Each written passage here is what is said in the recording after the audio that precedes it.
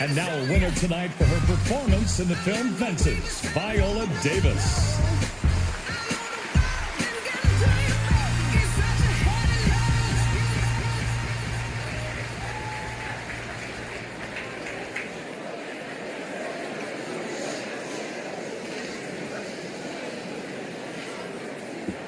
She stares.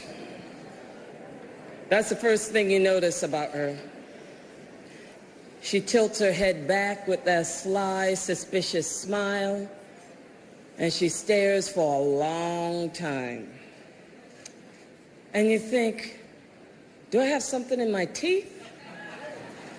Or does she want to kick my ass? Which is not going to happen. And then she'll ask questions. What'd you do last night, Viola? Oh, I cooked an apple pie. Did you use pippin apples?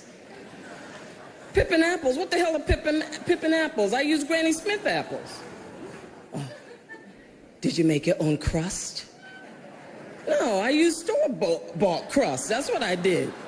Then you didn't make an apple pie, Viola. Well, that's because I spent all my time making my collard greens. I make the best collard greens. I use smoked turkey, chicken broth, and my special barbecue sauce. Silence. I shut her down. Well, they don't taste right unless you use ham hocks. If you don't use ham hocks, it doesn't taste the same. So, how's the family? And as she continues to stare, you realize that she sees you. And like a high-powered scanning machine, she's recording you. She is an observer and a thief. She waits to share what she has stolen on that sacred place, which is the screen.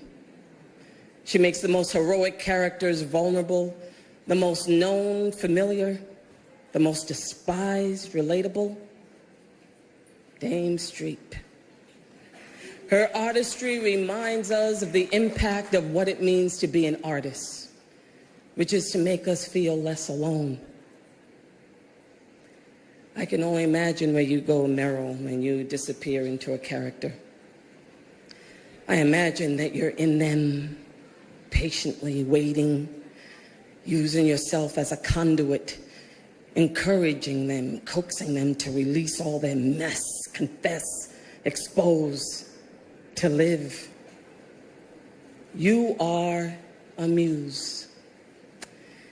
Your impact encouraged me to stay in the line. Dame Streep, I see you.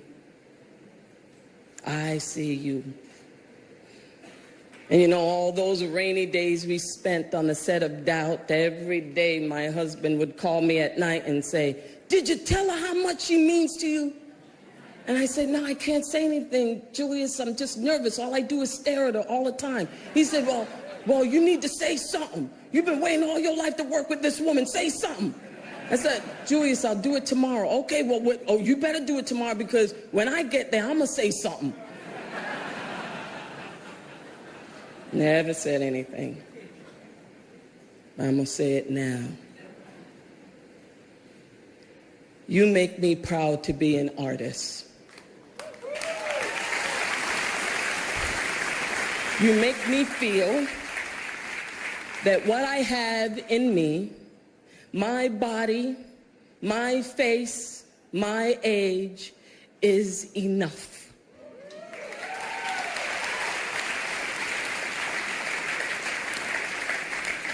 You encapsulate that great Emile Zola quote that if you ask me as an artist what I came into this world to do, I, an artist, would say I came to live out loud.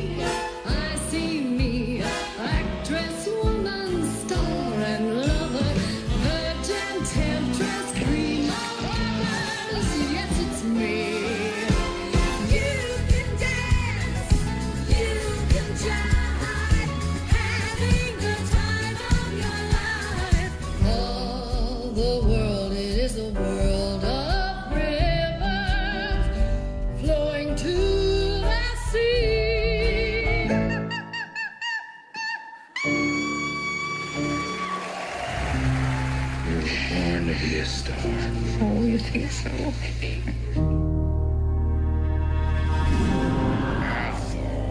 I came to forgive, but all I can do is take pleasure in your misery. I kept thinking about Billy, waking up in his room and with his little clouds around that I painted, and I thought I should have painted clouds downtown because you would think that he was waking up at home. I am truly not like other women. I have a freedom they cannot understand.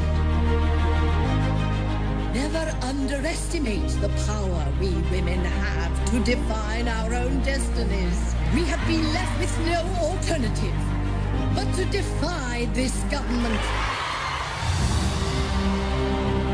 Go to the wood.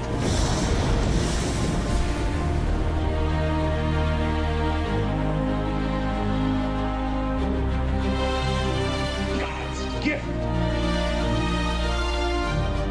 We will win, barring a failure of nerve. Just imagine what they're going to write about me. The Dragon Lady.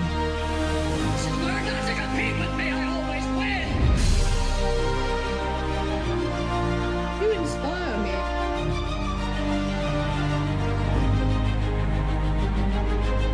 Hi, Carolyn. How you doing? Oh, I'm in the pig.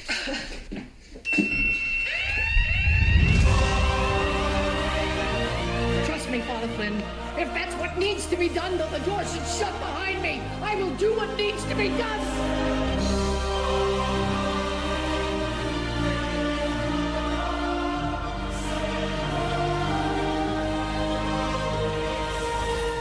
The truth, I don't even know what is the truth.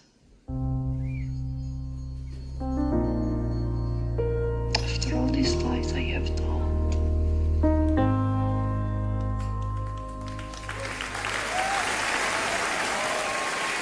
Ladies and gentlemen, Meryl Streep.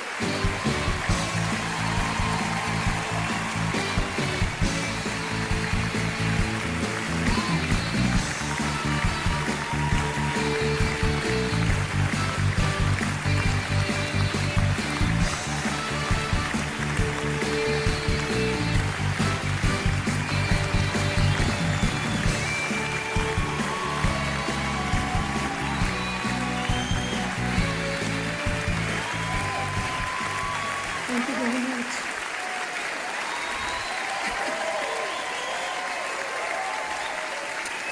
Thank you. Thank you very much.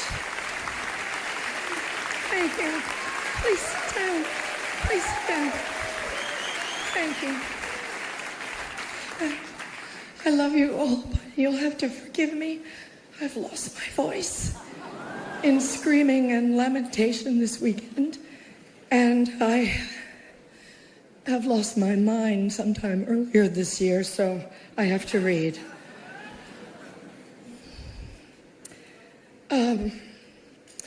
Thank you, Hollywood Foreign Press. Just to pick up on what Hugh Laurie said, you and all of us in this room really belong to the most vilified segments in American society right now. Think about it.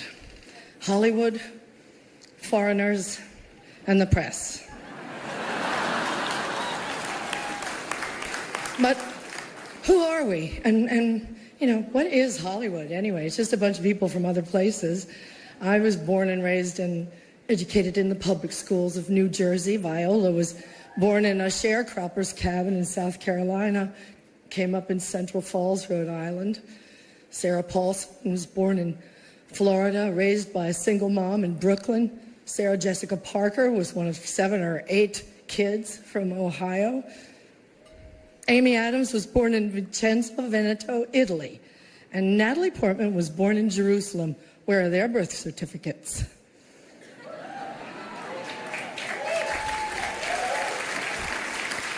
And the beautiful Ruth Nega was born in Addis Ababa, Ethiopia, raised in Ireland, I do believe. And she's here nominated for playing a small-town girl from Virginia. Ryan Gosling, like all the nicest people, is Canadian.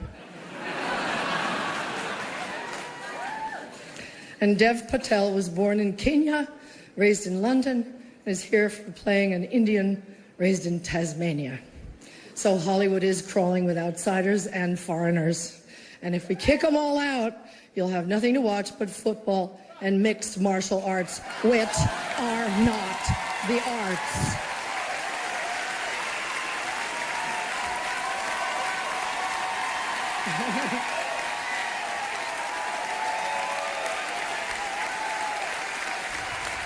They gave me 3 seconds to say this, so.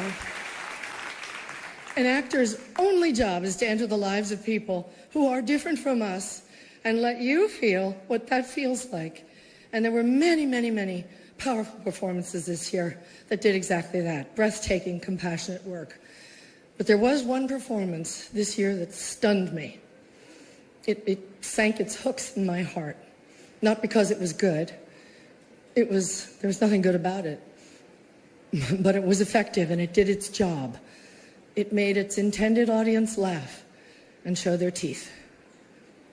It was that moment when the person asking to sit in the most respected seat in our country imitated a disabled reporter, someone he outranked in privilege, power, and the capacity to fight back.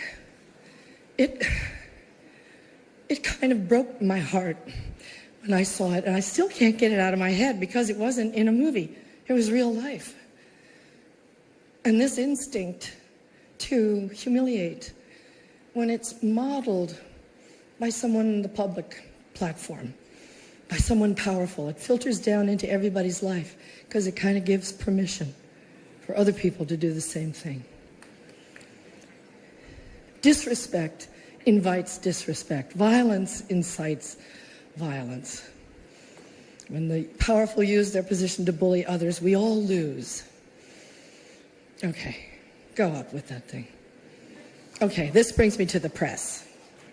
We need the principled press to hold power to account, to call them on the carpet for every outrage.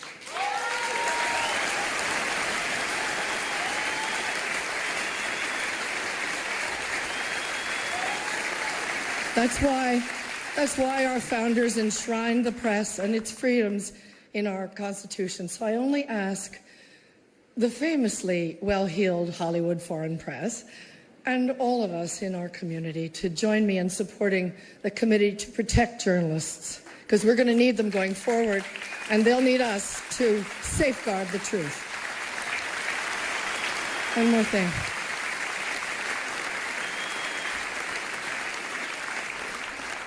Once, when I was standing around on the set one day, whining about something, we were going to work through supper or the long hours or whatever, Tommy Lee Jones said to me, "Isn't it such a privilege, Meryl, just to be an actor?"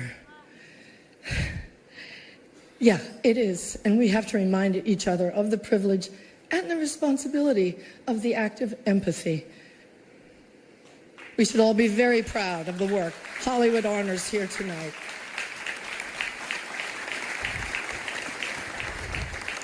As my friend, the dear departed Princess Leia, said to me once, "Take your broken heart, make it into art."